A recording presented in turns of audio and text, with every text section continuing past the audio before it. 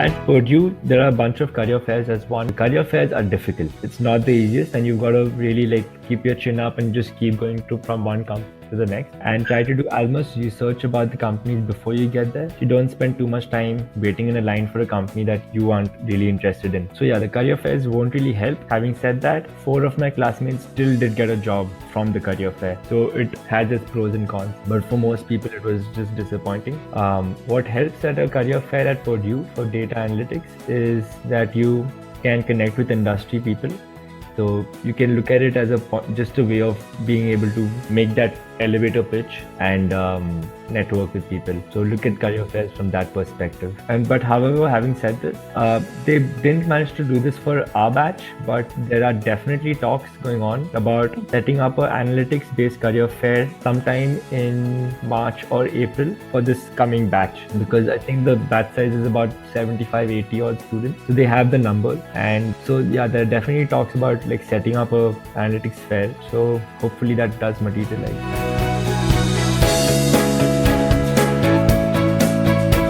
As far as internship is concerned, by default, there aren't any internships at Purdue. You don't. So our program starts in June and we graduate in May. So I graduate on 11th May. If you want to take an internship, this is how it works. You do an internship over the summer. So instead of graduating in May, you'd be interning over the summer and you'd join back in the fall semester. In that case, you'd have to specialize either in finance, investing, or supply chain. And you'll also have to propose before December of 2018. You'll have to write up a proposal about which classes you intend on taking once you come back in the fall semester after completing your internship. And then the academic director and the team will approve or reject or will recommend changes to your plan. But that's how it works. For the pros and cons of this internship, for this business analytics program, the pros are, this one student took an internship. He didn't have a job. He came directly from college, from undergrad to Purdue, and he wanted this internship experience, which is what he took. And eventually when he came back in the fall,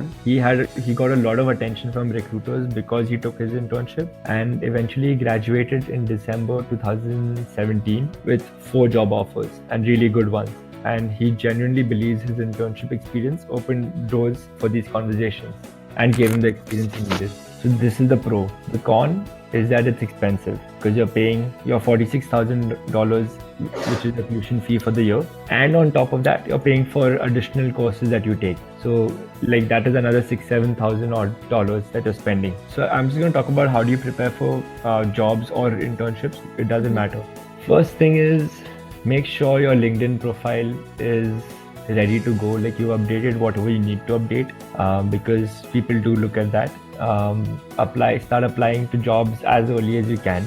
If you think you're ready, you should start applying, but you should definitely start connecting with people in the industry, or at least preparing a list of companies you'd want to talk to, and then start going on LinkedIn and looking up people who are working in that company and starting to build up that rapport with them, because that really helps. So, and a lot of them got referrals from people they've never even met before, but they just formed connections with them on LinkedIn. So applying online takes time. It is a little mind-numbing, and a lot of those applications get rejected just as soon as you need H1B sponsorship. So it's a longer process, and it's like shooting in the dark. So I would definitely recommend trying to build this network of yours. But yeah, networking is the biggest and the best way of being able to get an interview opportunity.